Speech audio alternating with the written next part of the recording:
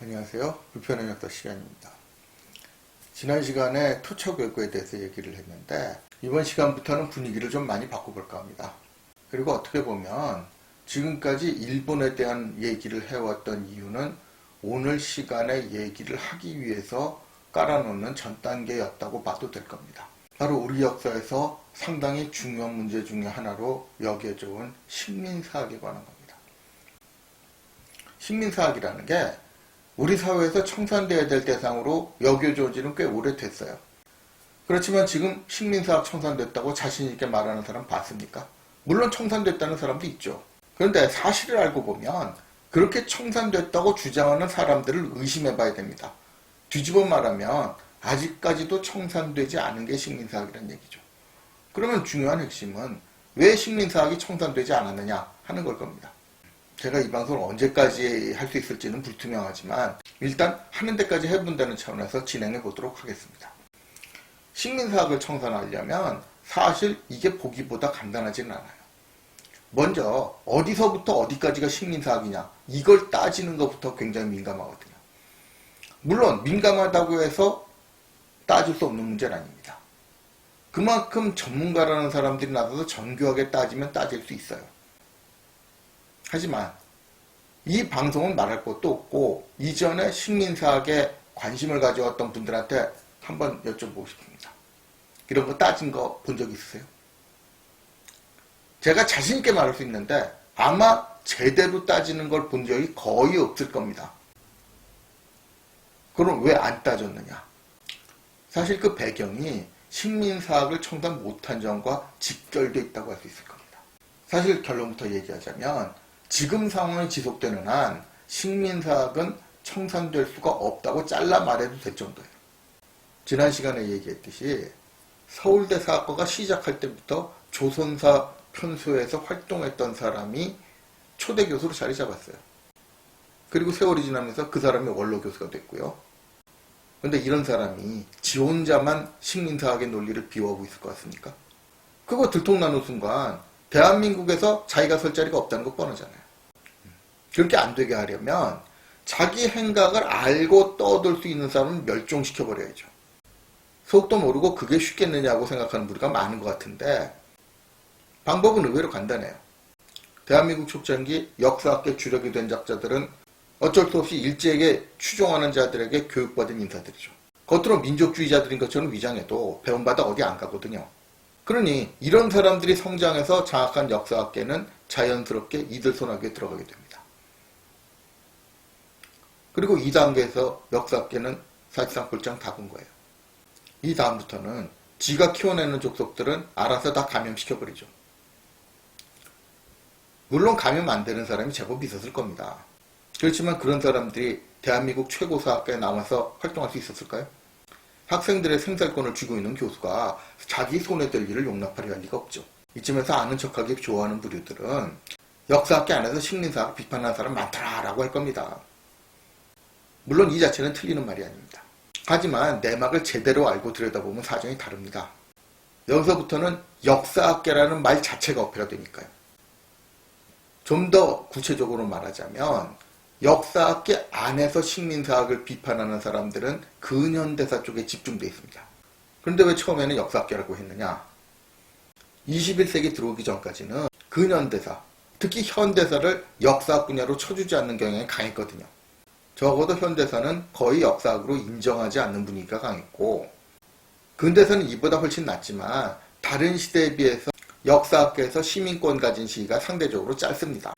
그러다 보니 근현대사학계 분위기는 전근대사보다 많이 달라요. 학문적으로만 근현대사를 전근대 역사와 구별해서 가르치는 게 아닙니다.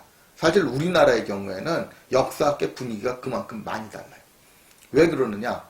우리나라 근현대사학계 원로들은 사실 서울대학에서 근현대사 연구를 하려다가 못하고 쫓겨난 사람들이 형성한 거라고 해도 지나친 말이 아니거든요.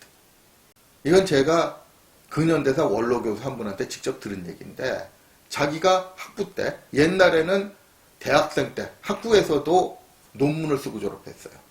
그러니 졸업 논문이라고 해서 자기 쓴 논문을 갖고 갔는데 그 서울대사학과 초대 교수가 논문을 보더니 제목만 보고 근현대사라는 거 알고 얼굴에다 원고를 던져버리더랍니다. 이게 무슨 뜻이겠어요? 자기 밑에서 근현대사는 연구할 생각도 말라는 거거든요. 던지면서 외쳤던 얘기가 이런 건 신문쟁이들이 하는 거야 라는 거였답니다. 그만큼 그 사람 밑에서는 적어도 학계에 남을 사람이 근현대사 연구하기가 어려웠다는 얘기죠. 그래서 한 20, 30년 전에는 근현대사 분야가 역사학계 내부에서 차지하는 비중이 지금보다 훨씬 적었죠. 그러니 역사학계 내부에서 식민사학 청산을 주장하는 목소리가 있었어도 힘을 내기 어려웠던 거라 할 수 있습니다. 그런데 여기까지는 이 분야에 관심 있던 분이라면 대충 듣던 얘기일 겁니다. 그런데 과연 식민사학이 이런 이유 때문에 청산되지 않은 거냐? 그렇게만 보기에는 좀 이해가 안 가죠. 우리 사회에 식민사학 대놓고 반대하는 사람 봤습니까? 이건 대한민국 사회에서 반대할 수 없는 명분인데 별 힘도 없는 학계에서만 저항한다고 될 일이 아니죠. 게다가 최근에는 근현대사 전공자 중심으로 식민사학 청산에 대한 압박도 강해지고 있고요. 그럼 도대체 왜? 사실 지금부터 꺼내는 얘기가 식민사학 청산을 방해한다는 측면에서는 더 큰 문제가 됩니다. 그런데도 이런 말 들어본 사람 얼마 안 될 겁니다. 그만큼 식민사학의 적자들보다 드러나지 않게 식민사학 청산을 방해하고 있다는 얘기가 되죠. 그리고 이 말을 꺼내는 것 자체가 상당한 모험이기도 합니다. 이들이 식민사학 청산을 외치면서 오히려 방해하고 있다는 사실을 알리면 당장 네가 식민사학자다 라고 몰아가는 수법을 쓸 게 뻔하니까요. 그렇다고 할 말 못할 거면 이런 채널 시작도 안 했을 것이니까 지금부터 역사학계 안팎에서 말을 꺼내는 것조차 꺼리던 이야기를 시작해보려 합니다. 그 불편한 진실을 결론부터 얘기해보자면 식민사학 청산을 외치는 대부분의 집단들이 연불보다 잿밥에 관심을 두고 있다는 게 문제입니다. 그러니 식민사학 청산이 제대로 될 리가 없죠. 일부는 어줍지 않은 자기 지식 가지고 나대는데 관심 끌려고 식민사학 청산을 팔아먹는 경우도 있고 일부 집단은 자신들의 종교 포교에 이용하려고 그러는 경우도 있습니다. 그러면서 대부분이 빼놓지 않고 집착하는 것이 국가 사회적인 지원이죠. 사실 처음부터 이런 지원을 얻어내는데 이용하려고 식민사학 청산을 팔아먹는 경우가 많습니다. 설마 그럴 리가 있겠냐고요? 저는 최근에도 이런 경우 직접 겪어봤거든요. 그것도 대한민국의 중심인 국회에서요. 지난 8월 23일, 24일 양일간 국회에서 식민주의 역사학 비판과 전망 2019년 통합 컨퍼런스라는 것이 열렸습니다. 어쩌다 보니 저도 이때 토론자로 불려나갔어요. 그런데 첫날인 23일 기조강연부터 걸작이었거든요. 도대체 뭔 일 가지고 그러느냐? 이날 기조강연에 나선 작자가 누구였느냐만 알아도 기가 막힐 일입니다. 하마다 고사쿠라고 일본의 대표적인 식민사학자 스에마스 야스카제라는 작자의 제자였습니다. 이런 자가 발표한 내용이 뭐였느냐? 물론 제목은 바람직한 한일관계사를 위해서 라면서 부제를 고대 한일관계사의 쟁점과 전망이라고 붙여놨네요. 하지만 그 내용은 지 선생인 스에마스와 라이벌 역할을 했던 스사쿠 오기치 계열의 주장을 짜깁기해서 늘어놓은 거였어요. 식민사학 비판한답시고 열어놓은 컨퍼런스에서 식민사학 논리 광고하고 있는 셈이죠. 그런데 이 장면에서 벌써 흥분하시면 안 됩니다. 정말 뒷목 잡아야 될 장면은 그 뒤에 이어지거든요. 우선 기가 막혔던 건 우리나라 국회 한복판에서 ETX를 하고 있는데도 흥분하는 사람이 별로 없더라고요. 저만 미친놈처럼 불그락불그락 하다가 제가 토론 맡은 주최적 인사에게 어떻게 해서 이런 사태가 벌어질 수 있냐고 따졌는데 왜 그러냐는 표정을 짓더라고요. 결국 당일날에는 이런 내용에 대해서 반박할 기회조차 못 얻어보고 그냥 지나갔어요. 뿐만 아니라 이날 일정이 끝난 다음 이따위 내용을 발표라고 한 하마다라는 작자하고 사진 한 장 박자고 여러 사람이 줄을 서더라고요.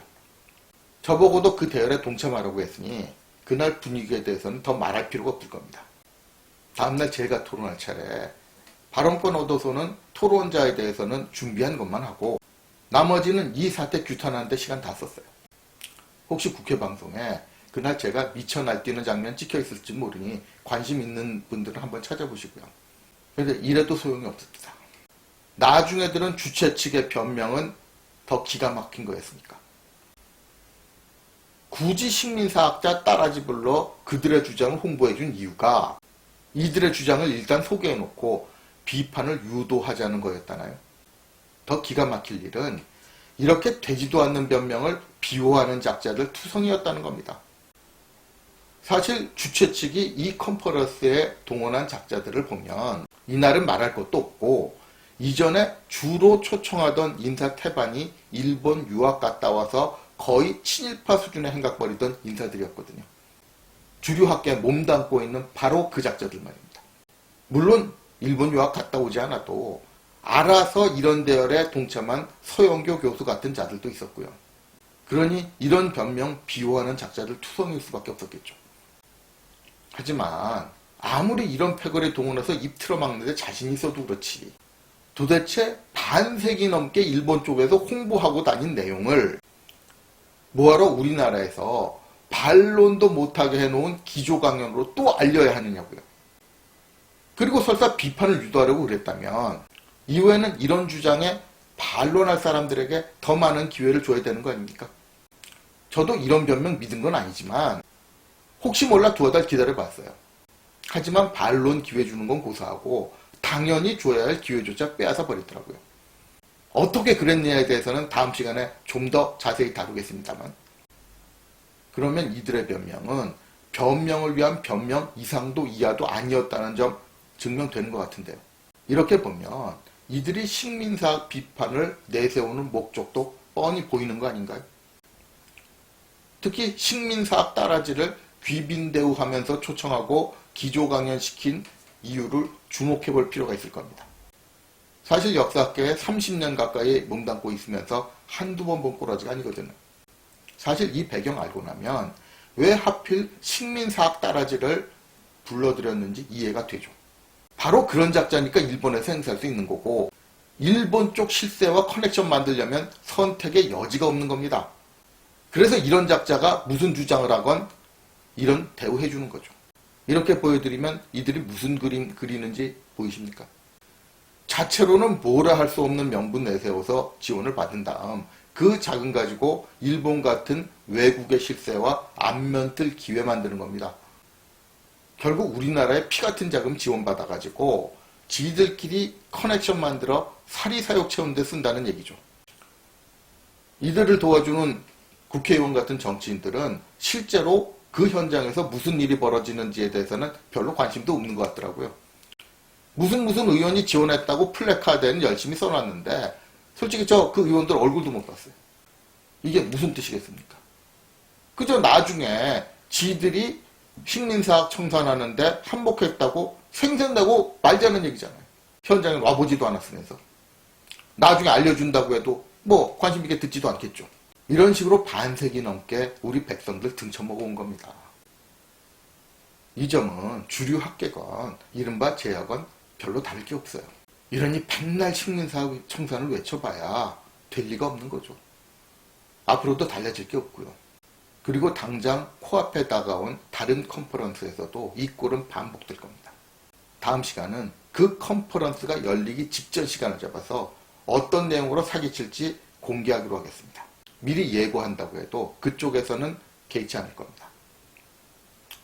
이 방송 보는 사람도 얼마 되지 않고 본 사람들이 볼멘소리 해봐야 자기를 해먹는데 별 영향도 못 준다는 점 잘 아니까요. 이래서 저도 뒷일 걱정하라고 공개하기로 하겠으니 다음 시간을 기대해 주시기 바랍니다. 오늘 내용은 정말 불편한 내용이었죠.